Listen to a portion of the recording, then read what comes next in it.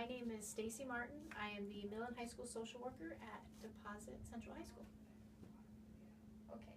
Have you ever worked with suicidal teens? Yes, I have. In my previous job, I worked at Family and Children's, and I worked primarily with adolescents, and even here at the school. I've had kids come in and identify themselves as feeling suicidal, and I've had friends of students come in and say that they're worried about their friend, and I've had parents and teachers come in. So yes, I've worked with too many kids who are feeling very suicidal. Okay. What are some warning signs that a teen is feeling suicidal? Well, there's some basic warning signs. Changes in behavior, certainly.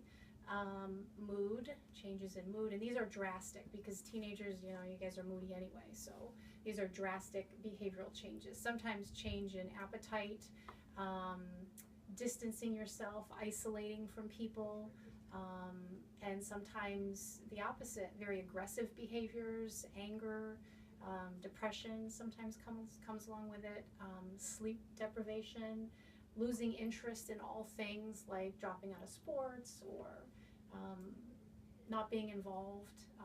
Those are big signs that parents and teachers are aware of, and you guys may see more intimate things. Your friends may come to you and tell you that they're feeling kind of down, or they're not okay, or make comments like I wish I wasn't around, or I know many kids say, oh my God, I failed the test, I'm gonna kill myself. So there's that, and then there's something very different. So if you guys ever hear that, you have to take it very seriously. And what can teens who are feeling suicidal do to help? Get help. To get help? Yeah.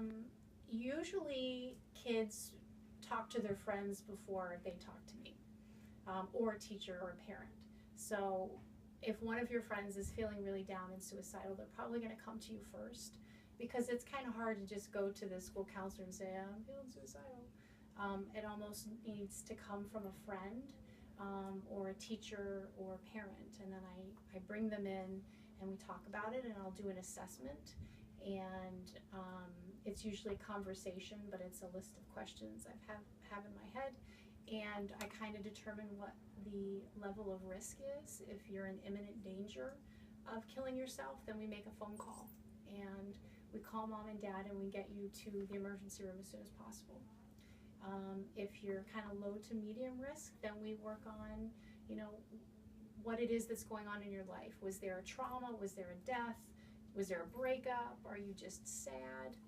And we work on coping skills and possibly get you into school counseling or out of school counseling. Did that answer your question? There's also 1-800-SUICIDE hotline. You guys have one of those wristbands? Okay. How can friends and family help teens so they know that are suicidal? Pay attention. Ask your kids, how are you? Notice differences in behavior. If you see differences, don't be afraid to ask your child. And don't be afraid to talk to someone about it. If you really feel like somebody that you know and love is not okay, it really is your responsibility, having that person in your life and somebody that you love, to tell somebody, this is kind of what I'm seeing. What do you think? It may not be suicide. It may be a mental health illness. It may be sadness. It could be a lot of things. But if you feel, parents, teachers, family, even you guys, if you know somebody that you feel is something's not right, you need to let somebody know. So what are the correlations between mental illness and suicide that you've noticed? Usually depression, anxiety. There doesn't necessarily have to be a correlation. Usually there is, but you don't need one to have the other. Some kids there can be a triggering event, a death or a trauma, and they just can't seem to get out of it. And then they get into this sort of tunnel vision thinking, and they lose all ability to cope, and they feel like suicide is the only way to get rid of their pain. And then there's some kids that have struggled with depression and anxiety their whole lives, and they just don't know how to get better. They don't know how to feel better. I usually see depression and anxiety with young people when we're talking about suicide, but it's not always the case, but usually.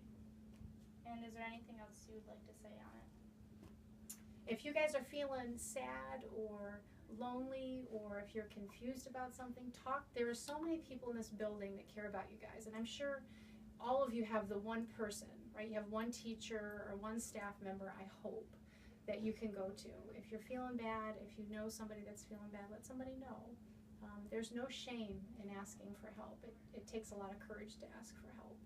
And there's that stigma with, going and seeing the counselor and the mental health stigma. Get rid of it. We all need help. Everybody needs help one time in their life, hopefully just one time. So encourage your friends and talk to your friends and be safe. Well, that was a corny ending, but sorry.